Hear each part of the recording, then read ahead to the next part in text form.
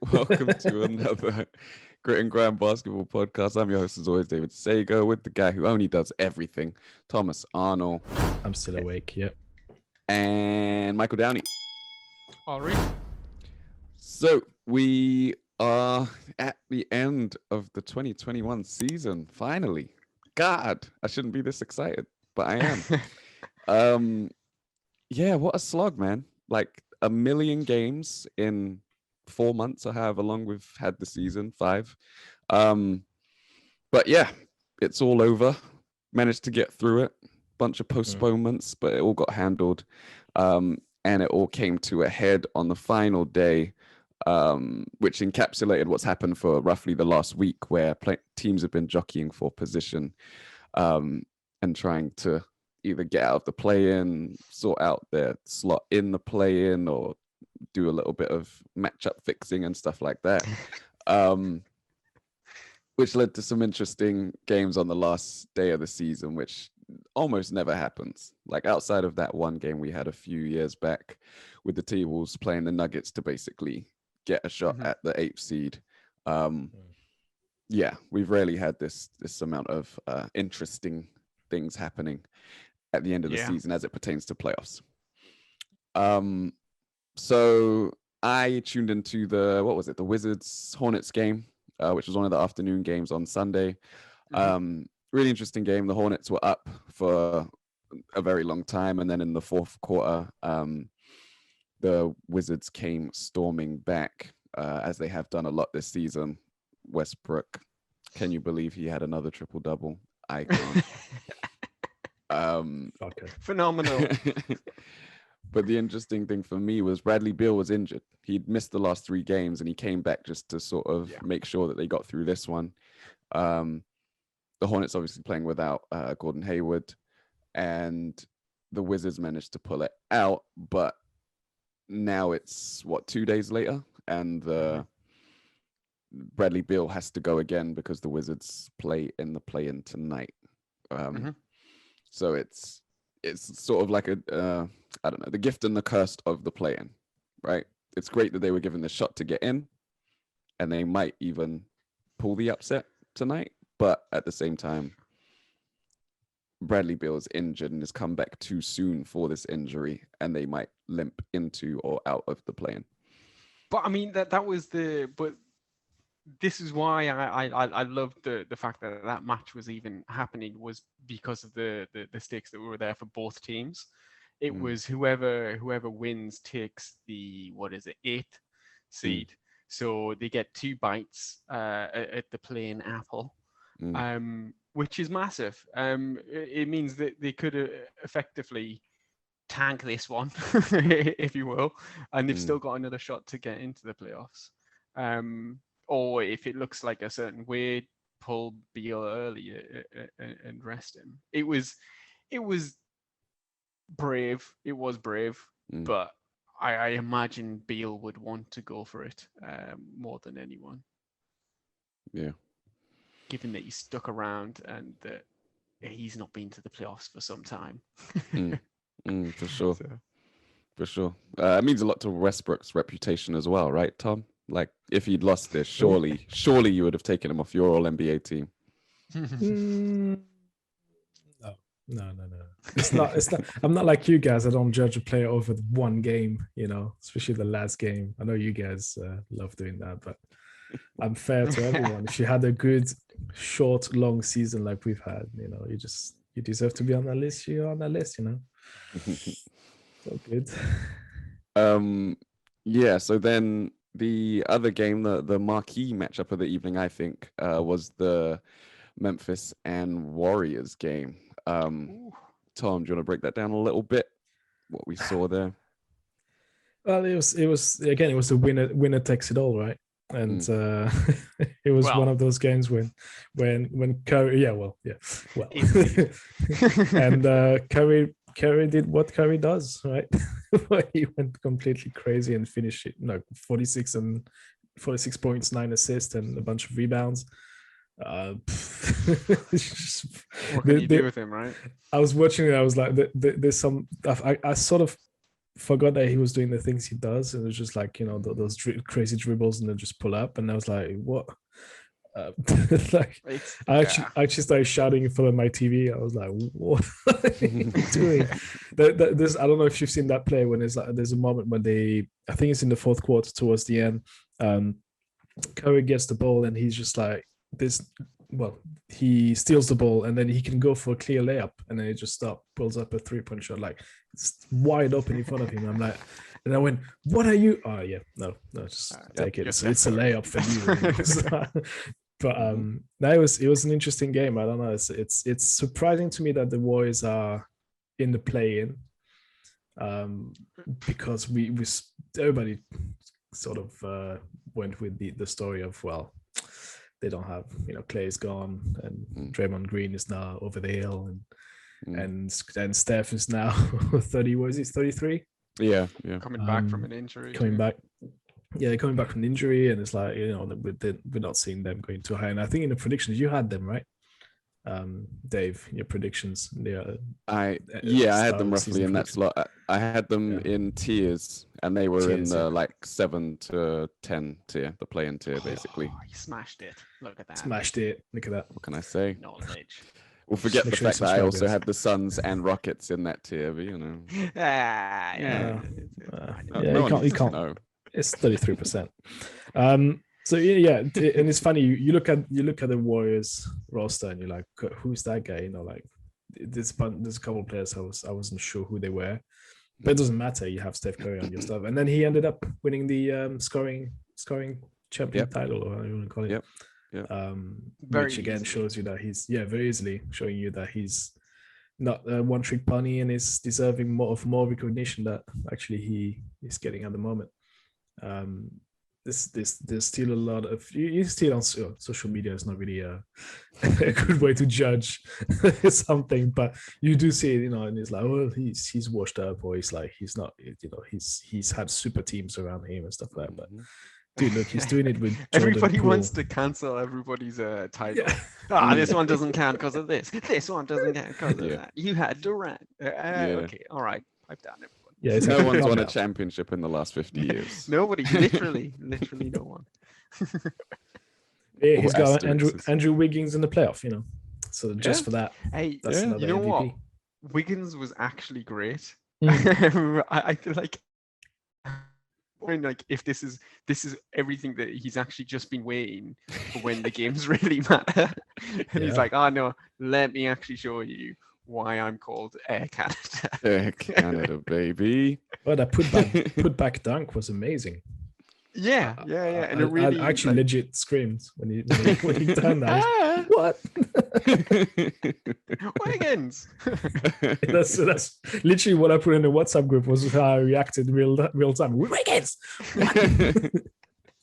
Yeah, I mean, the athleticism is undeniable. It's just whether he had the drive, and what they have done with him has got him playing really, really good defense, which we, haven't seen from him at any point during his career, but it was something that people hoped he would grow into when he was drafted, right? That was one of the things that he could. He's got the assets. Yeah, he could be an all-NBA, all-world defender. And it's only now we're seeing it, but hey, he got there in the end.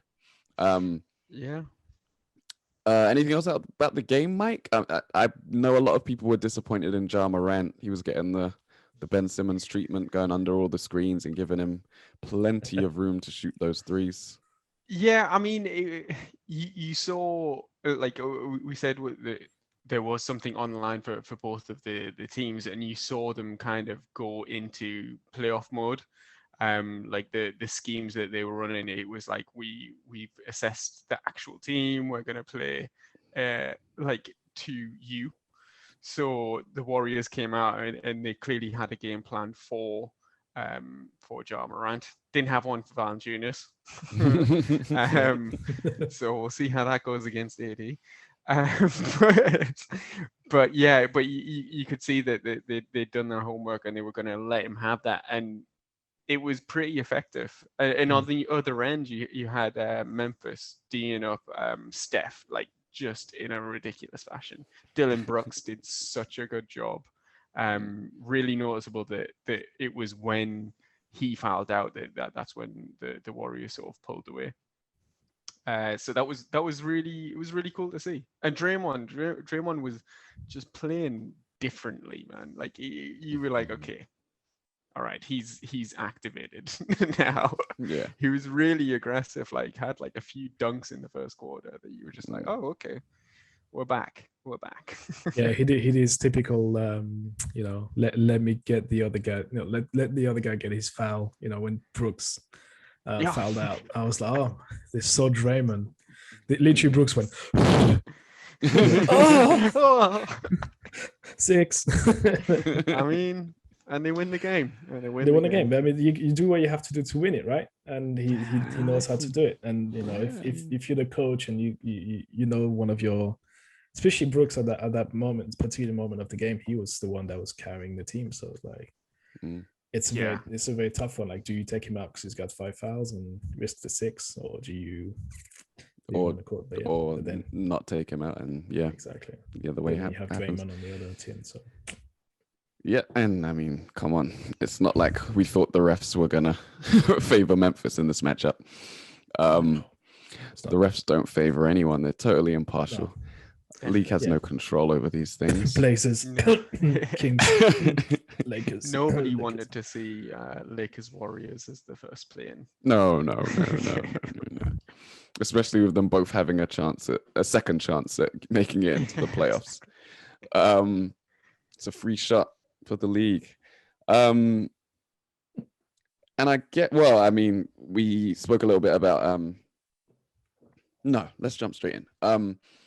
I guess that is a nice transition into the play-in, because the Warriors earned that chance to face the Lakers, who finished in 7th after 2 quiet games against not great opposition, teams with injured players in the Pacers and the Pelicans.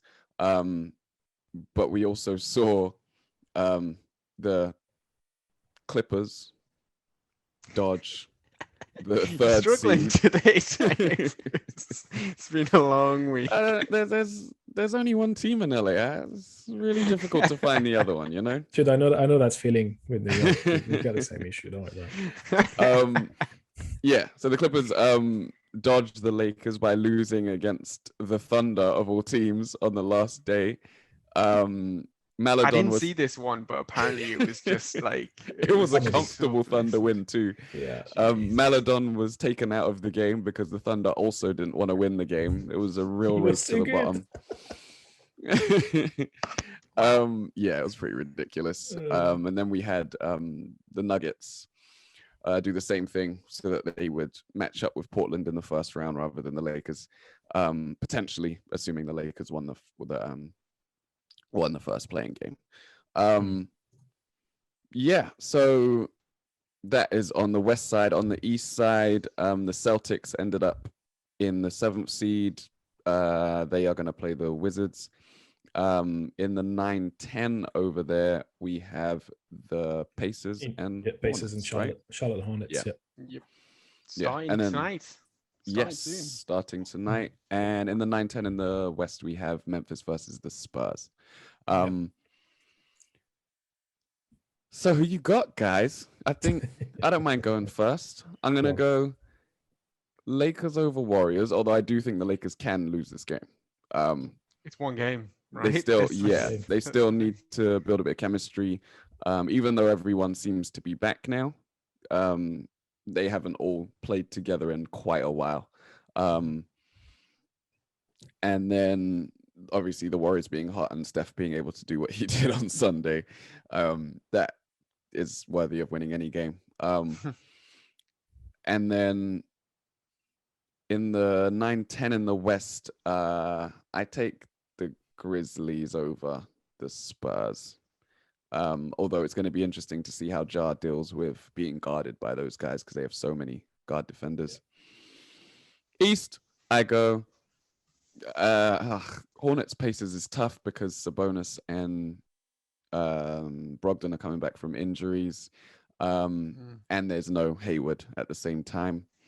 I'm leaning Hornets, but I wouldn't be surprised if it went the other way. And in Again, tough one with Then Celtics. Indiana's lost Levert as well. Oh, he's out. Yeah, he's out for tonight. Oh, really? Oh, that changes things. Yeah, definitely going Hornets. Yeah. And then what was it? I was going to say Beal versus the Celtics. Boston versus the Wizards. Again, a tough one because of Beal's health. I assume he's going to play, but he's not going to be at 100%. But the Celtics without Jaylen Brown have not looked very good either. I'm going to lean with the hook shot, man. Robin Lopez's Wizards. Wow. Hook shot, don't care. Yeah, they continue the hot Lakers streak. bias going. They take them. Yeah. They take them. Dave, do you want to go with your, because right now you've got, so that means you've got the Wizards straight into the playoffs, but then you still have one game between the Hornets and the Celtics after that. Second round. Surely not. Surely the Celtics don't lose in the play-in and don't make the. They have been trash. This season they have been trash. Your words, not mine. No, I'm gonna go Celtics. I think the Hornets don't have quite enough to overcome that, and I think the Celtics will be desperate at that point. And I like Marcus Smart's chances in a desperation game.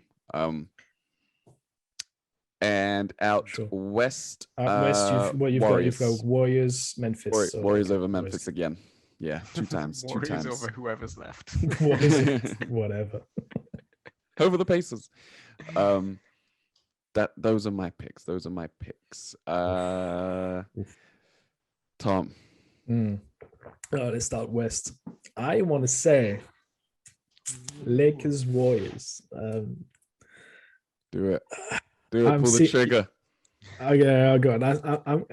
I'm gonna go with my guts Warriors because, and I'm seeing into the future. Steph's gonna be red hot, and it's gonna go. Hey, let me score 60 on you just to show you how it's done. Wow. We've never seen this, right? We've never seen it, and he's overdue. We've seen the game 7. We have seen the game 7 actually. He's overdue a 60-point game. He's late by about 15 years, so he should now give us one. So that gives us the Warriors against the Suns, so they're in the playoffs. So and then next other game, Grizzlies, San Antonio. Yeah, Grizzlies. Sorry, Jose. And then we've got Memphis Lakers, but then I'll see the Lakers taking that one and get into the playoffs. Play the Jazz. Oof. And that would also put the Lakers on the Clippers side of the bracket, which would be pretty funny because of what they did on the last game of the season. It would be fun. That would be a rough route, to be honest with you, right? I think that's a harder route. Yeah, being the 8th seed, going against the Jazz first round, and then either Portland or. Oh wait. No. Then you've got the Jazz, and then you've got the winners of Clippers. Mavs, yeah. Mavs, yeah. And then the winner of the other side of the bracket, which could be. I wouldn't even know who that was. Yeah, I wouldn't even be able to pinpoint that. It's going to be rough to do those predictions. Coming Saturday. Yeah. Going east then. Going east. Indiana, Charlotte. It's gonna have to be Charlotte. I think the injuries to Indiana are just killer. So sorry, sorry, Indiana fans, if there are any. And then Boston, Washington. I don't know, man. I see the Wizards doing it. So I'm gonna go with the same prediction as Dave. So Wizards right in there to play the New York Nets, and then. Boston, Charlotte. Yeah, I'm sticking with what Dave said. I'm going Boston because they'll I don't know. They don't want their coach to get killed by anyone. I'm sure. So it's like you've got to save. It'll give you an easy game, Mike. The first round you'll either play Boston or Charlotte. That's all right. It's a nice training round for you. Get some revenge. Warm up session. Never want to play Boston, man. Never an easy route. Now you do. Yeah, finally get some revenge. They've knocked out Embiid twice, right? Yeah. I think so. So yeah, It's fine. It's a vastly different team from last season, so you'll be all right. Just chill and then enjoy that falls it. All right. All right. You got Mike. So start with the West. Yeah, I've got Lakers winning against the Warriors, as I sort of alluded to. I don't think they've got any answer for AD. I think if AD is anywhere near sort of healthy, he will just absolutely dominate. If Valanciunas can do what he did, I'd expect a big game from him. Yeah, and then Spurs versus Memphis. I've got to go with the Spurs, guys. Like I think it's a theme for my picks. I think you've got it was Draymond that said you've got 82 game players and 16 game players. I think that's counted double for coaches, and you don't bet against Pop. You just don't. I do. But I like that you're doing the right thing and betting on Pop. Loads of people say, "Oh, you don't bet against them," and then you ask them if they would bet on them. Well, no, I don't know about that. All right. No, I bet on Pop for that round anyway. So yeah, so then that goes through, and then I've got the Warriors. I think that the Warriors and the Lakers, whoever does lose from there, will go through eventually. Anyway, they're just too talented.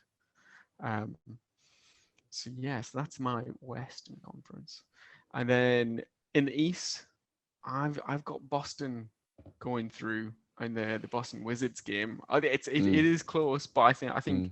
Beal's injury does throw some concern in there for me, and I think Boston already know. I already know that they're gonna have some players that will turn up for the playoffs. So, looking forward to seeing that. Actually, I think that would be a really good game. And then Pacers Charlotte. Quite worried about the injuries, but I actually had the Pacers going through just because defensively they're very strong, and I think that they'll have some schemes and they'll be able to sort of counteract a lot of what Charlotte can do.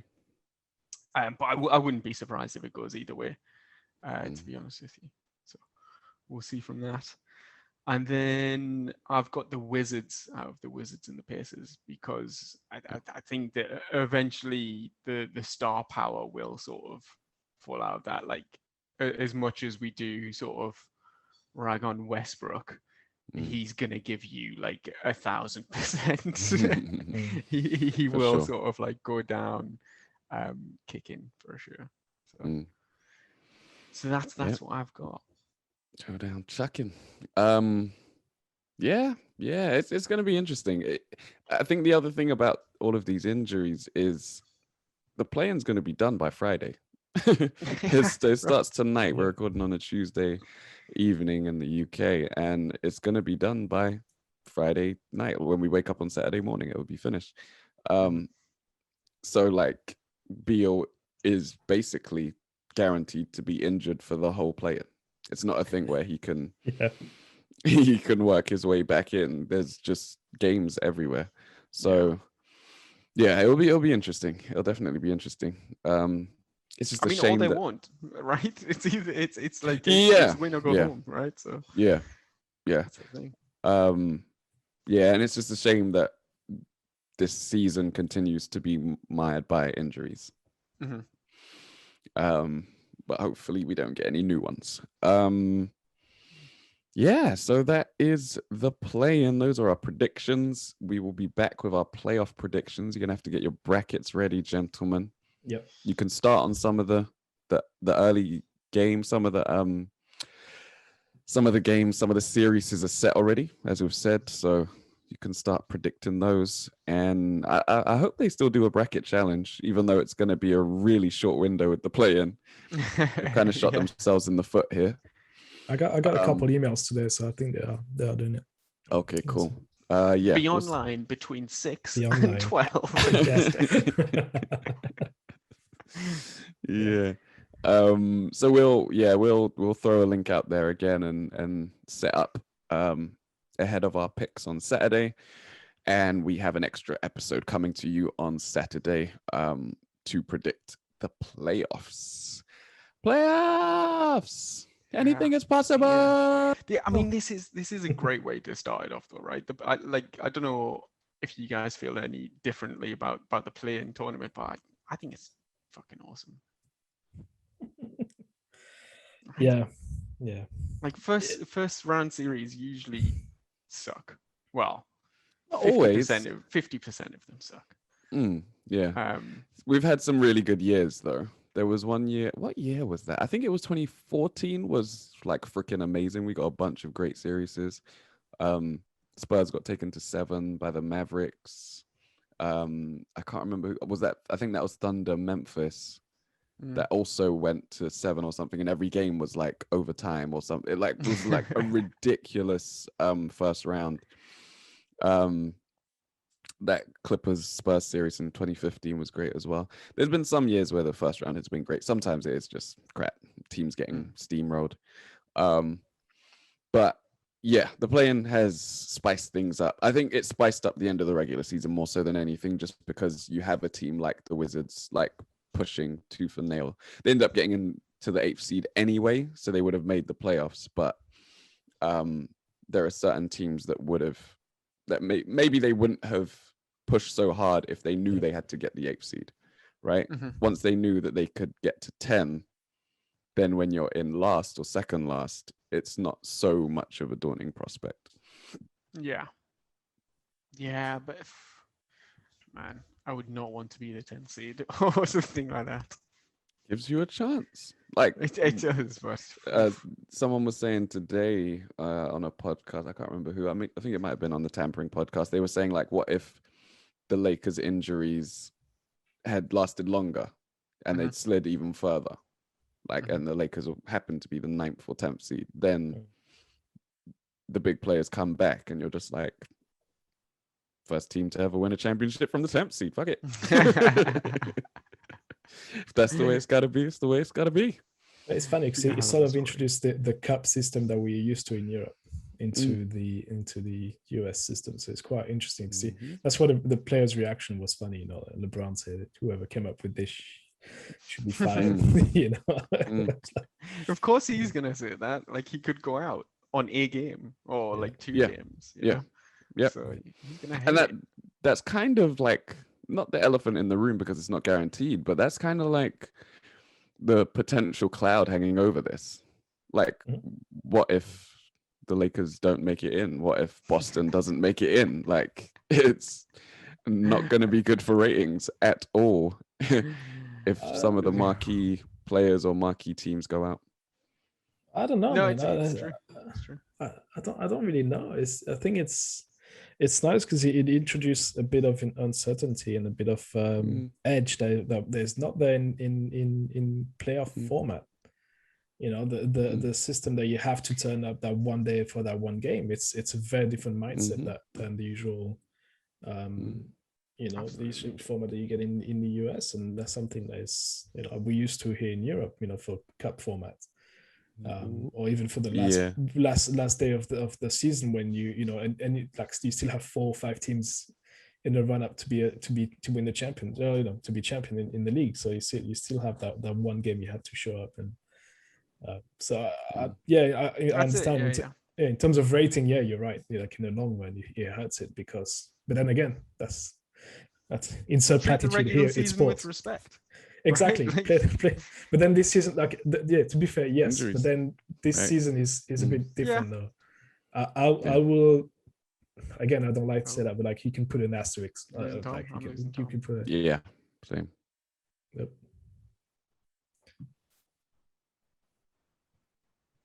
I think you're back. Was I gone? Yeah. Stupid fucking internet. It's all right. Move on.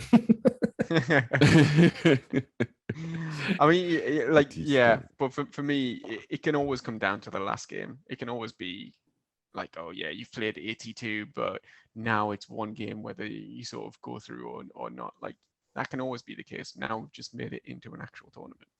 Yeah. Now we've guaranteed that it's the case. Yeah, It's right. great. And then the other downside is when you have a team in 9th or 10th place, which is like way away from the rest of the pack, and they have the potential to get in. It kind of devalues the regular season in that sense. But hey, can't win them all. No system is perfect. And this one is pretty exciting. So we're glad it's here. As I said, anything is possible. Anything is possible. Anything is possible. Kevin Garnett has been enshrined in the Naismith Basketball Hall of Fame. The ceremony was on Saturday. It was an amazing class, full of like top billing stars. Just to run through the names before we get into the discussions. There was Patrick Bowman, Kobe Bryant, Tamika Catchings, Tim Duncan, Kevin Garnett, Kim Mulkey, Barbara Stevens, Eddie Sutton, and Rudy Tomjanovich. And then there were some other awards which go out.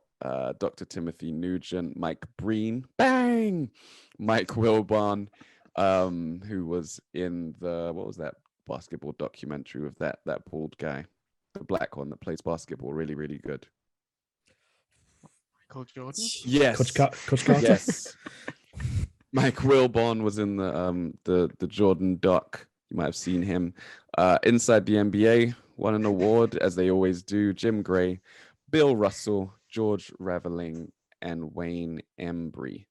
But yeah, if we, with all due respect to the players that we mentioned and the coaches that we mentioned, we just wanted to focus on the big three of Kobe, Tim, and Kevin Garnett.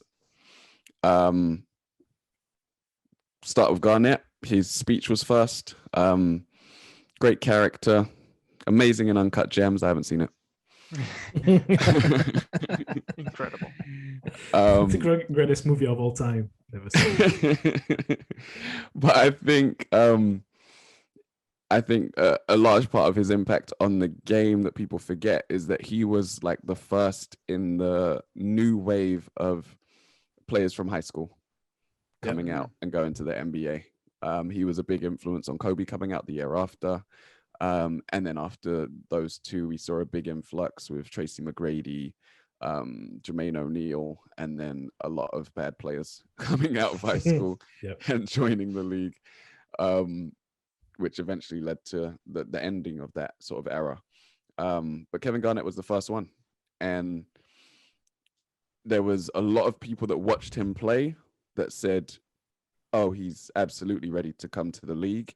But then lots of people who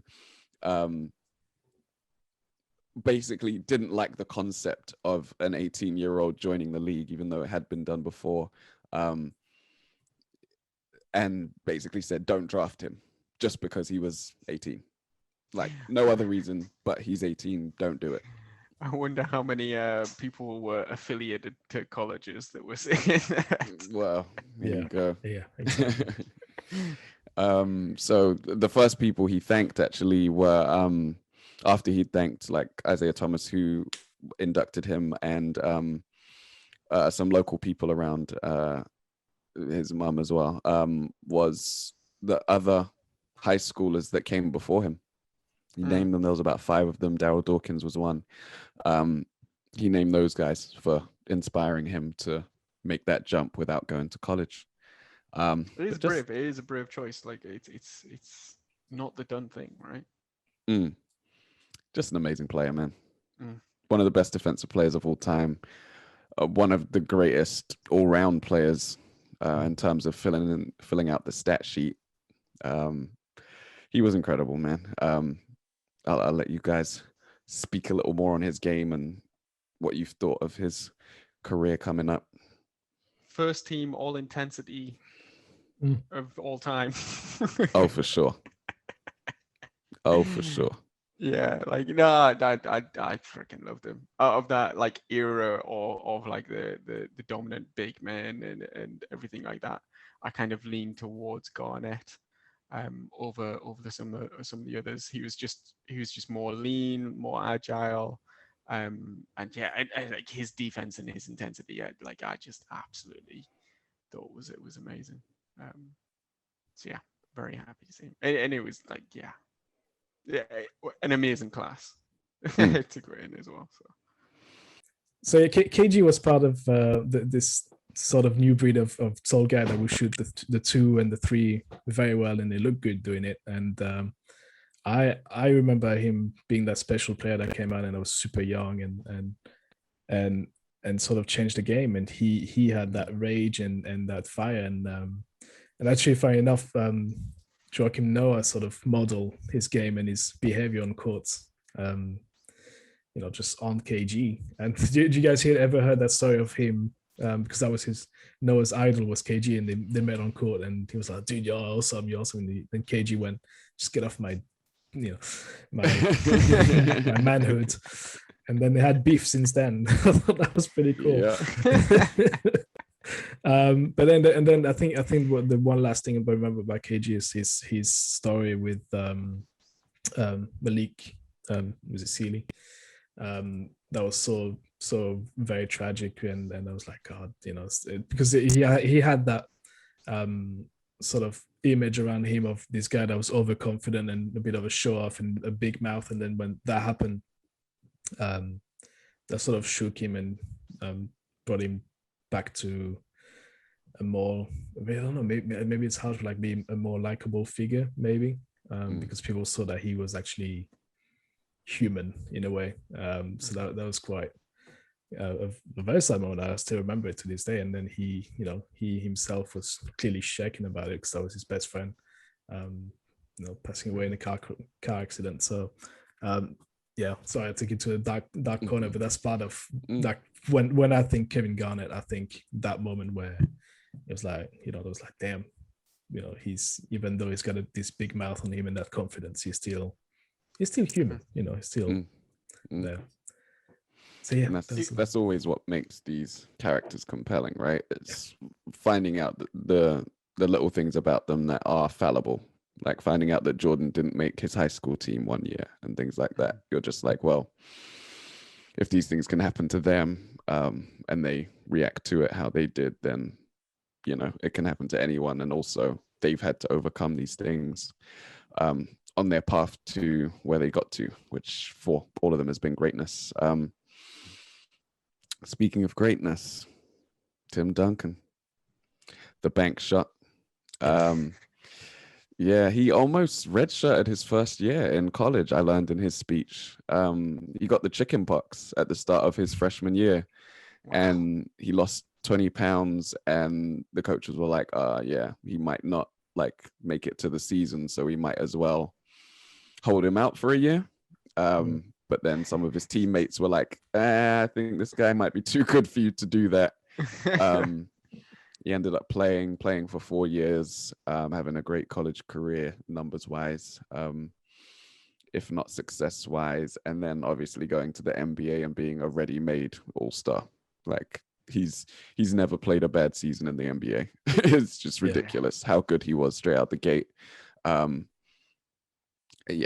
in 97 and just dominating grown men and adults that were in the league already. He was pretty much the best player on his team, and David Robinson had won an MVP like 2 years earlier. So that's the caliber of player that he was coming into the league.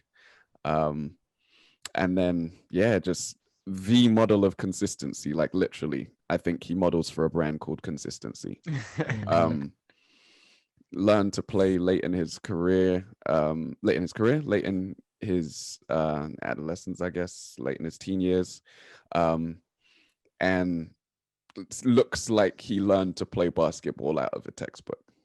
Like his fundamentals are just A1. And he's another one from a bygone era, but another player who was known for a jump shot, a little bit different to KG's high release fades and things. He was just on that left block hitting flat bank shots into the hoop. Yep. Give you rock him to sleep with the jab step, hit the bank shot. They never see it coming. And again, one of the best defensive players of all time. I don't know. I would put him top 5 or 6 for sure. And yeah, I mean, greatest power forward of all time who played center for a lot of his career. Call it like it is. Center was taken. All right. Yeah, 2-time MVP. Yeah, just I mean, all-time great player. Lakers battled them for years. He ended up with 5 championships from 6 finals, and part of one of the most beautiful teams to watch in 2014 on the back end of his career. But yeah, just great player, Tim Duncan. Might be like underrated, like his teamwork and team building is sort of one of the things that doesn't really get mentioned, but like that Spurs team worked so well because it was a super team. Yeah, it was a them. super team. It was a super team. Sure. But it was like everybody was doing their bits. It wasn't like he was clearly the best on the team, but he wasn't going to be like, well, I have to play X amount of minutes and I need to score this many times, right?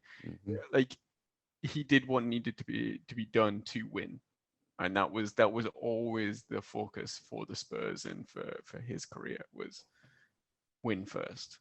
Nothing really else comes second. Yeah. So. Yeah. Yeah, Tim Duncan. Funny enough, I had a couple posters up in my room, my bedroom. Really? Hell yeah! Dude, guys, was it just a gray? Was it just a gray poster that said TD on it? Bank shot. Bank shot. You don't understand. Like when I was younger and I used to watch basketball players. Like the most sound in terms of like basics and fundamentals, like that was like my dreams watching those players. Was like, damn, these things they can do. All I wanted to see was a nice well executed layup. To me, is as good as a dunk. You know, she timed it well and bank it. Oh my god, insanity! Screw all this stuff Kyrie's doing with the ball. then see, that's why do you understand now why literally had Iverson in the same era. Exactly, but yeah, I liked Iverson, but like he was nothing to me compared to Duncan. Like,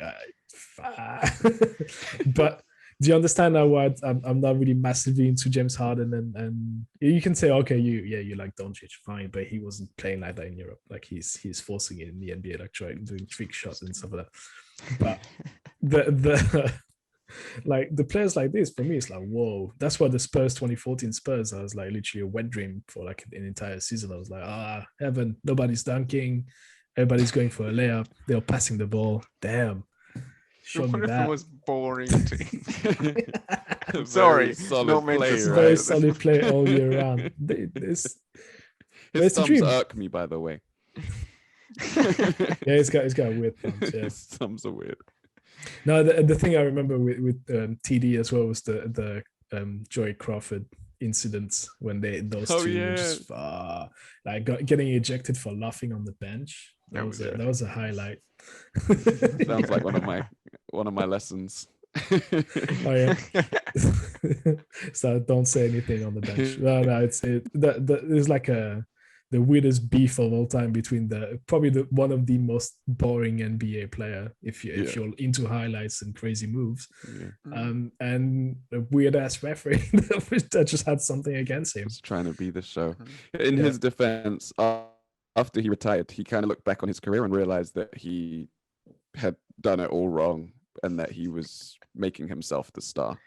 Oh, Joey Crawford, not Tim Duncan. I was like, Duncan, yeah, Tim Duncan was like, oh man, I should have had my own Space Jam. But speaking of which, right?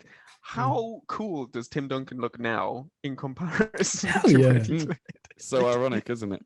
The It is. branding that would have been launched his way if he looked like that whilst he was playing. Yeah, man. He'd be the weekend of the NBA. Yeah. Yeah. Yeah, it's funny. But the most interesting thing about him is that people that know him know he has like a personality. He's very much a charismatic person. It's just that Like Kawhi, right? he wasn't trying to, he just wasn't trying to show it to the media or anyone. Like there was no value to that side of things to him. Like you said, Mike, it's winning first and nothing second, right? It's not even entertaining others or making jokes to the media or any of that. He just did not care. But in the locker room, in the practice facility and everywhere else, he would, with his teammates, he would laugh and joke and mess around. He was a prankster as well. If you ever hear stories from his teammates, he would prank people and stuff like that. So he's definitely not a boring person. Just decided to put on a boring front. Gotta love it. him and Popovich is like one of the greatest love stories of all time, really. Up there with When Harry Met Sally, for sure.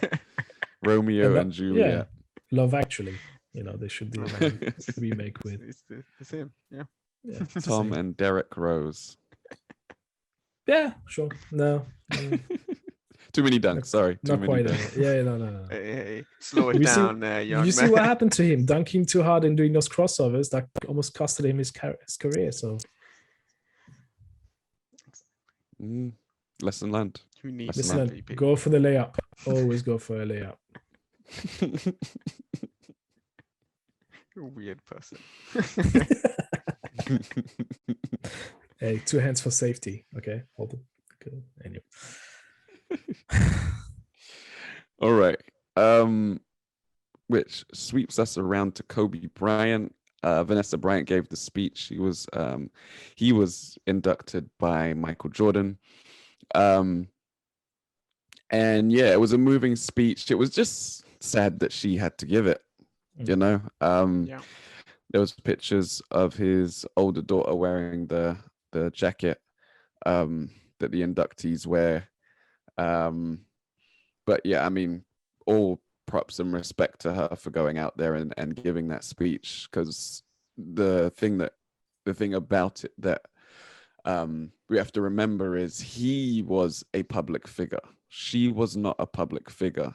So having to make all these speeches and statements and do all of these things in the public eye, it's going outside of her comfort zone and doing things that she may not have ever expected to have to do. Especially since he had already retired. Like he was only out there so much after winning Oscars and the like.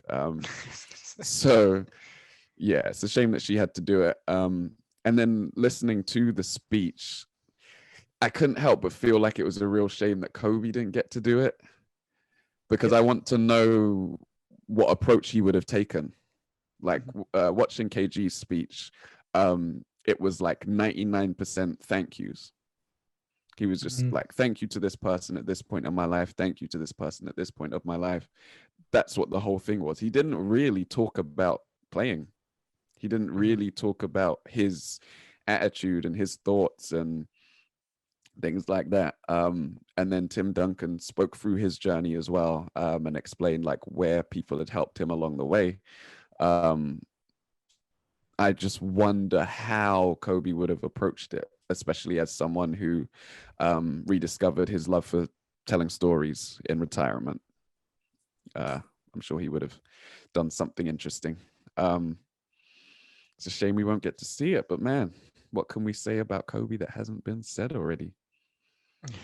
Yeah, I mean, there's been thousands of tributes, right? But yeah, you got like, it must have been so hard for Vanessa Bryant to do that, and she did like an absolutely stellar job. So.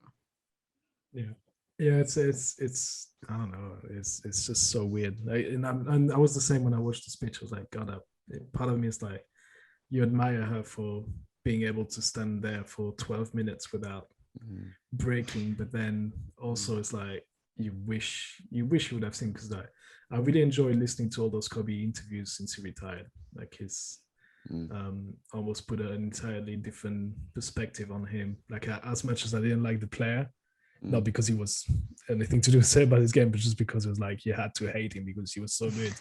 But it's like it's man, like all the interviews post, like after retirement, it's just like it's incredible, and everything he had to say is so different from other players. Cool. He had like an incredible and like fascinating mind, and the way that he was able to explain it as well was also equally like fascinating. He was very sort of capable of like as Dave was saying, like of storytelling and stuff like that. So yeah, it is a huge shame.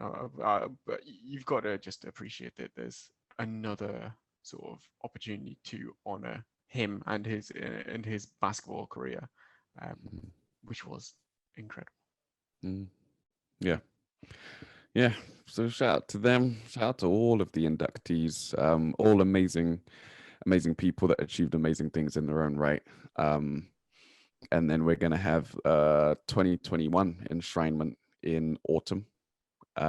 Chris Webber's up. Paul Pierce is up. Ben Wallace is up. Chris Bosch is up. So some interesting names that we can get into closer to the time. But yeah, I'm happy to see Chris Webber finally get in. Yes. Right. That's very much deserved. And I think he should have been in sooner, but hey, better late than never. Are we all invited to the Paul Pierce after party? Only if what's her name's coming. Who did he call? Can't remember. Told her to come through. She'll make so much money. Yeah, I want to be there. I want her to earn my money too.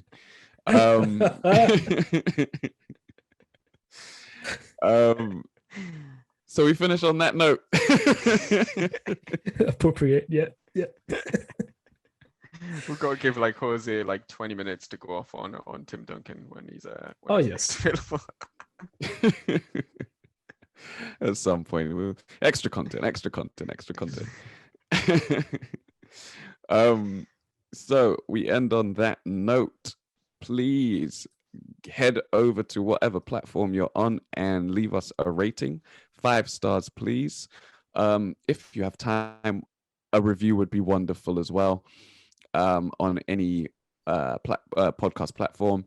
We are available on social media platforms at Grit and Grime Pod. As I said, we'll be putting out our playoff bracket, so look out for that. Get involved, make your predictions, and maybe you'll beat us. I was so close last year, so close. Nearly had it. So from me, David Sagoe, from Thomas Arnal. Well, Pierce, hit me up. And from Michael Downey. Good night. We are out of here.